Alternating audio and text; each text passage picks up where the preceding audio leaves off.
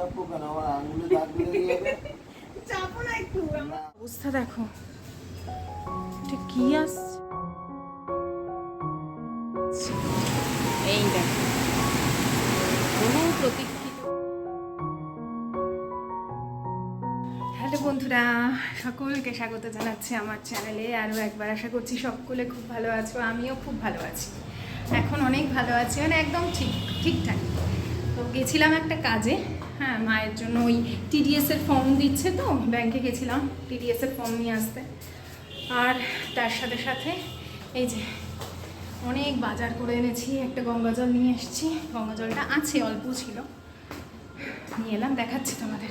এই সবজিপাতি বাজার করেছি। আর রোদের তাপ কাকে বলে।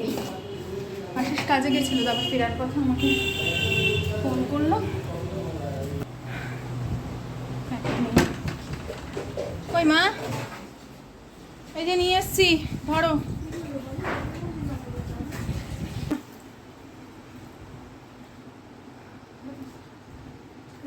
এই যে শাক পাতাগুলো ধরো,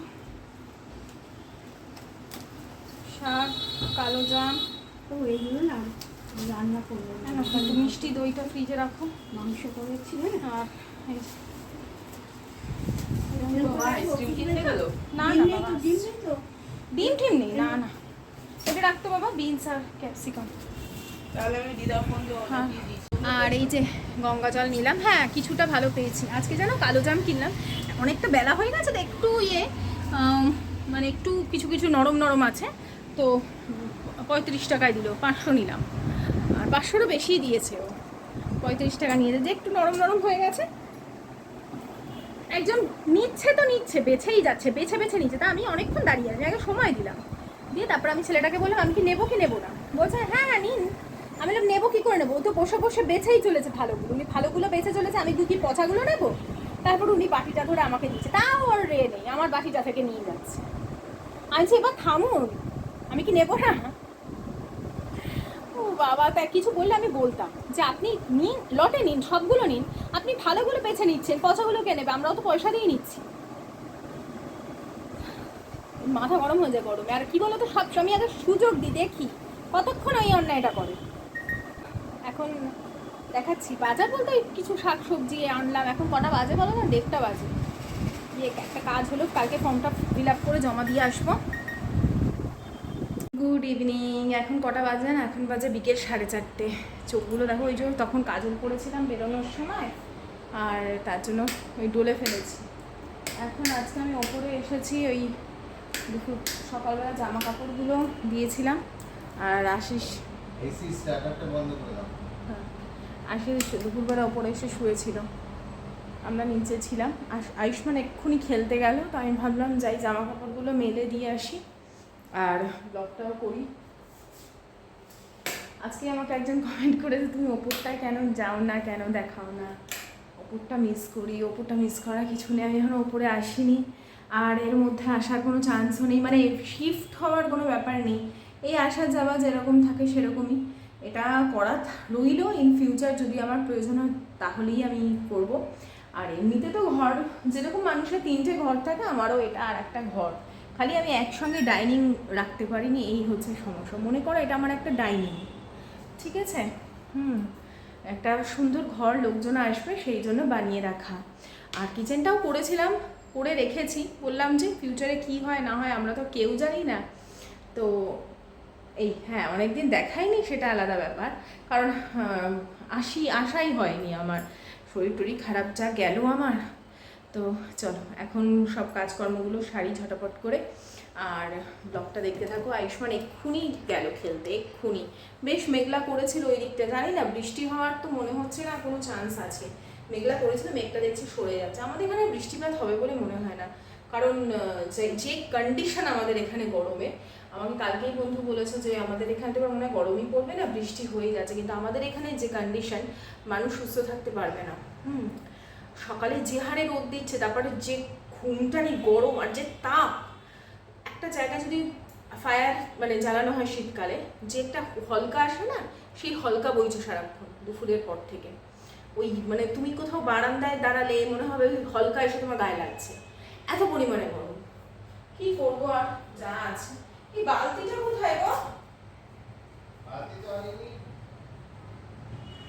আসলে কি জানো তো, আমার যে নিচের ঘরটা সেটা তো একদম কম্প্যাক্ট না। আমার ঠাকুর ঘর, রান্নাঘর আমার ছোট হতে পারে, হয়তো রান্নাঘরটা খুব ছোট, বা ঠাকুর ঘর বারান্দার জায়গাগুলো খুব ছোট, তবে ওখানে আমার 3টে বারান্দা, তার মধ্যে আমি সুন্দর করে ঠাকুর ঘর বানিয়েছি। রান্নাঘরটাও খুব ছোট, কিন্তু তারপরেও সেখানে সব কিছু আমি সুন্দর করে অর্গানাইজ করে রেখেছি, তার সাথে অ্যাটাচড বাথরুম। আর ওপরের ঘরটা অনেক বড়, একটা ঘর বিশাল রান্নাঘর, হ্যাঁ তার সাথে বাথরুমও অ্যাটাচ, কিন্তু একটা ঘরে তো হয় না। তার সাথে সাথে আরও একটা যদি আমি ঘর করতাম, এত বড় ঘর না রেখে, তাহলে হয়তো মনে হয় ভালো হতো। যাই হোক, এটা করেছি। ওই যে লোকজন আসবে বা বসলো ঘরে, একটা আলাদা লুক, এই ঘরটার একটা আলাদা লুক আছে, তো সেই জন্য শিফট হওয়ার কোনো ব্যাপারই নেই। আর দোতলায় আমরা বাড়ির সবাই থাকি, আমি 3তলায় একা একা কী করবো বলো। দোতলায় শাশুড়ি থাকে, ভাসুররা থাকে, ওখানেই আমাদের সব। যাই হোক, বলতে বলতেই বৃষ্টি। যাও যাও যাও, কি অবস্থা দেখো, আকাশের অবস্থা দেখো, কি আসছে। আয়ুষ্মান খেলতে গেছে এখন, ওই দূরে দেখো অবস্থা।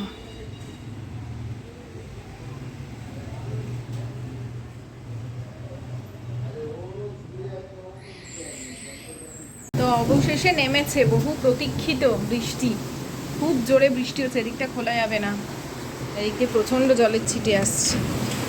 এই দেখো, বহু প্রতীক্ষিত বৃষ্টি নেমেছে।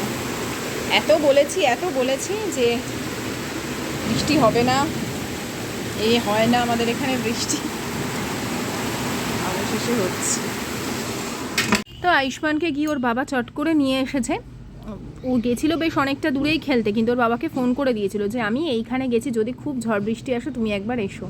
তো ওর বাবা চট করে গিয়ে নিয়ে এসেছিলো, তখন তুমুল ঝড় উঠেছে, আর এমন সিচুয়েশানে গিয়ে পৌঁছেছে ওর বাবা, ঠিক নিয়ে আসতে পেরেছে বৃষ্টি হওয়ার আগে। আর ওই যে আমার শাশুড়ি মা, মানে আয়ুষ্মানের আম্মা, দোকানে তো ওই বৃষ্টির মধ্যে যেতে পারছে না, তাই জন্য, কিন্তু মা যাবেই, কোনো দিনই কামাই দেয় না, ঠিক ওই বৃষ্টি কমবে সেই জন্য অপেক্ষা করছে। আর আমি এদিকে এই জামা কাপড়গুলো বারান্দা দিয়ে নিচের দিকে মেলে দিয়েছিলাম, সেগুলোই সব তুলে ভাঁজ করে রাখছি, শুকিয়ে গেছে। আর ছাদে তো দেখলেই সব জামা কাপড় দিয়ে এসেছি, নাইটিগুলো হাতেই কেচে নিয়ে। চায়ের বাটিটায় মা তুমি কালো জাম রেখেছো কেন গো? চায়ের বাটিতে কেউ কালো জাম রাখে বলো? যাটা বাটিতে, তাও বাবা আমি এখন আর সব বাটি গ্যাসে বসাই না। যখন বুঝতাম না, সবে সংসার ধর্ম শুরু করেছি, তখন বসিয়ে ফেলতাম। পরে আমাকে ইউটিউবে অনেকে বলেছিল পায়ে সব বাটি বসিও না। না, ওরা তো আমেরিকায় থাকে। আমার দিদিকে জিজ্ঞেস করছে বৃষ্টি হলো না, আমার কাছে জিজ্ঞেস করছে, এইখান থেকে এইটুকু আমাদের ওই বাড়ি।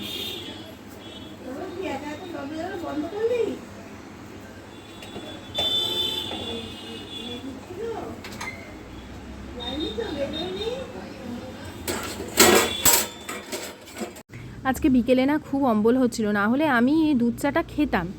আর এখানে এই যে আয়ুষ্মানকে মুসলি দিচ্ছি, এর মধ্যে না এই কেলগসের মুসলিটা এর আগেও আমি আনিয়ে রেখেছি। আয়ুষ্মান এইটা খেতে ভালোবাসে, অন্য কোনো ব্র্যান্ডের খেতে চায় না। এটার মধ্যে দেখো অনেক কিছু আছে, যদি তোমরা কেউ মানে ভাবো বাচ্চাদের দেবে কি না, তো এর মধ্যে সমস্ত ড্রাই ফ্রুট আছে, কিশমিশ আছে, আমন্ড আছে, তারপর রোল্ড ওটস আছে, এছাড়া কেলগস ওই কর্নফ্লেক্স তো আছেই, তার সাথে সাথে আরও ওই চকলেট ফ্লেভারি যে টেস্টের যে কর্নফ্লেক্সগুলো সেগুলো আছে, তারপরে পামকিন সিডস আছে, সানফ্লাওয়ার সিডস আছে। আমি সব খুঁজে খুঁজে দেখেছি কী কী সিডস আছে, কারণ এটা যথেষ্ট দাম নেয়। আমি অনলাইনে অনেকটা কমেই পেয়েছি, 349 টাকায় পেয়েছি, কিন্তু অনলাইন মানে বাইরে এটার দাম নিচ্ছিল 385 টাকা। আমি গেছিলাম হচ্ছে স্মার্ট বাজারে, ওখানে দেখেছিলাম 385 টাকা। তো অনলাইনে আমি অনেকটা, মানে জেপ্টো থেকে নিলাম, অনেকটা কমে পেয়েছি। আয়ুষ্মানকে দুধ আর মুসলিটা খায় বলে এই সময় চা খেতে চায় না, হ্যাঁ মুসলি থাকলে ওটাই খায়।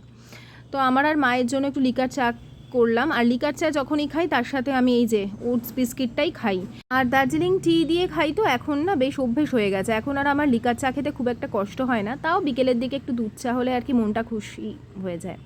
তো মাকে বললাম তোমাকেও এখন দুধ চা খেতে হবে না, চলো একসাথে লিকার চা খাই। আর আজকে না একটা ঘটনা ঘটেছে। আজকে কেন আশিস অনেকদিন ধরে আমাকে বলছে ডায়েরির মধ্যে বেশ কিছু কাগজপত্র ছিল, সেগুলো পাচ্ছি না। আর এমন করে বলছে যেন আমি যেন কাগজপত্রগুলো অন্য জায়গায় রেখে দিয়েছি বা আমি গোছাতে গিয়ে ফেলে দিয়েছি, এইরকমভাবেই বলে।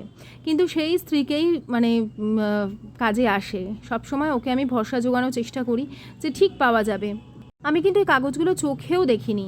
আমি ওর যে হিসাবের ডায়েরি থাকে সেগুলোকে জাস্ট গুছিয়ে একটা জায়গায় জড়ো করে রাখি। আমি ওগুলোতে হাতও দিই না, ওর ভেতরে কী কাগজ থাকে তাও কিচ্ছু করি না। কিরকম কাগজ ছিল বলে? ও অফিসে যাওয়ার পরেও আমাকে বারে বারে বলছে তুমি একটু ভালো করে খোঁজার। আয়ুষ্মানের বইয়ের তাকটা অনেক দিন ধরেই পরিষ্কার করা হচ্ছে না। প্রথম দিনটা তাকে থাকে আয়ুষ্মানের বইপত্র পড়তে যাওয়ার যে খাতা সেগুলো, আর তারপরের দিকে আমার কিছু বই থাকে, আশিসের হিসাবের অনেকগুলো ডায়েরি থাকে, আর আমার ম্যাগাজিনগুলো থাকে। ওগুলোকে আমি সরিয়ে দেবো, কারণ এদের জিনিসপত্রই অন্তত সুস্থভাবে রাখুক, অগোছালো করার থেকে, হারিয়ে যাওয়ার থেকে। আমার জিনিস যত না ইম্পর্টেন্ট, ওদের তো জিনিসগুলো বেশি ইম্পর্টেন্ট ওদের কাছে অবশ্যই।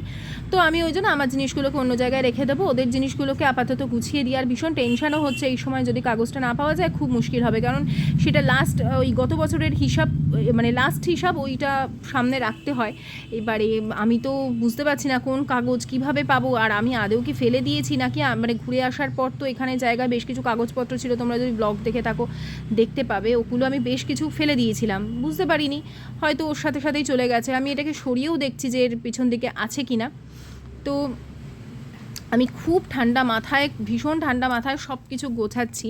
আর আমি না চট করে কোনো কাগজ ফেলি না। ধরো আশিসেরই ব্যাগের মধ্যে সব কাগজ দেখছি দলা মোচড়া হয়ে আছে, আমি একটা প্যাকেটের মধ্যে ভরে নিই আগে, তারপরে ব্যাগটা কাচতে দেবো। আমি তারপরে ব্যাগটা কাচতে দিই, আমি কোনো কাগজপত্র ফেলি না। এখানে ছোটো ছোটো সব কাগজ খুঁজতে খুঁজতে আমি ঠিক কাগজটাকে বার করেছি, কিন্তু আমি জানি না তখনও যে ওটাই ওর প্রয়োজন এবং ভীষণই ভাইটাল কাগজ।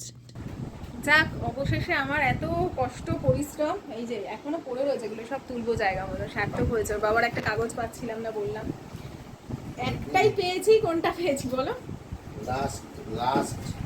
লাস্ট হিসেবেই পাওয়া গেছে, হেভি ভাইটাল কাগজ। মা আমাকে গিট বাঁধিয়েছে, বলো গিট বাঁধ যতক্ষণ না পাবো। ভাইটাল কাগজ ছিল। আচ্ছা বলো, এরকম করে হাতে লিখে রেখেছে যে কাগজ, সেটা যে মারাত্মক ভাইটাল হবে। আমি তবু ওর বাবার হাতে লেখা হোক, জেরক্স হোক, কিচ্ছু ফেলি না। একটা ক্যাশ মেমো যদি হাতে লেখা থাকে আমি সেটা পর্যন্ত ফেলি না।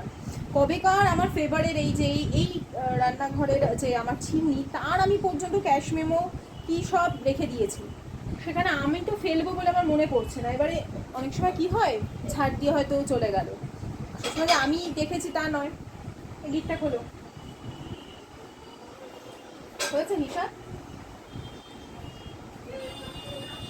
এটা খুলে দাও, পেয়ে গেছে যখন চট করে। আর রিচও আমি চান্ট করেছি, আর গিটও ফেলেছি।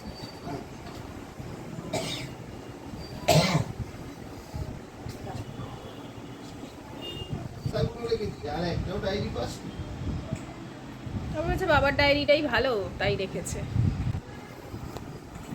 দেখলে গুছিয়ে ফেলেছি। দেখো আজকে ডিনারে হচ্ছে রুটি, আর মা না আজকে সকালবেলা চিকেন বানিয়েছিল। এই যে এইটাই হচ্ছে আমাদের আজকের ডিনার। ও না, তার সাথে আশিস মিষ্টি নিয়ে এসেছে।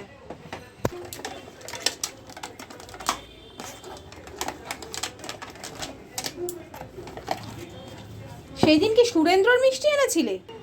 আমি না সব সময় আশিসের পাশে ছিলাম, যখন ও নতুন নতুন কাজ শুরু করবে। ও অনেক সময় যেহেতু প্লেয়ার ছিল তো সব ধরনের কাজ করতে লজ্জা পেত। আমি খালি বলতাম তুমি সৎ পথে ইনকাম করো, আমি সব সময় তোমার পাশে থাকবো, কোনো লজ্জা নেই, এখনও পর্যন্ত। কিন্তু মাঝে মাঝে যখন আমাকে দোষারোপ করে না, ওর এমন হাব ভাব যে না আমি হারিয়ে দিয়েছি, তখনই আমার খারাপ লাগে। যাই হোক, পাওয়া তো গেল।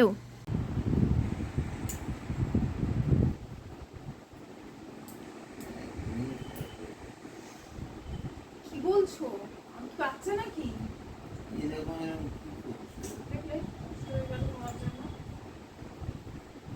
না, আমি পুরিয়ে দেবো। জীবনে পড়ো, চেপে ধরবে, মুখটা চাপো। মুখ চাপবো কেন? আমার আঙুলে দাগ লেগে যাবে। চাপো না একটু। না, করো কেন বাবা, উড়ে যাবে নালে। কিচ্ছু বলবে না, অরিজিনাল লাগাবে। তো এটা ইয়ে গেছে। চালাক গো তুমি, এত চালাক কেন?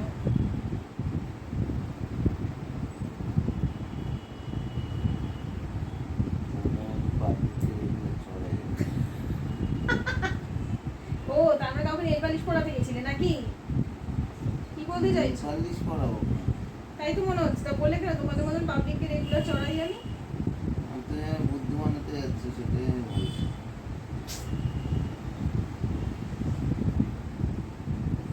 তোমাকে কি বুদ্ধু বানাবে বাবা? সে এখনো জন্মায়নি।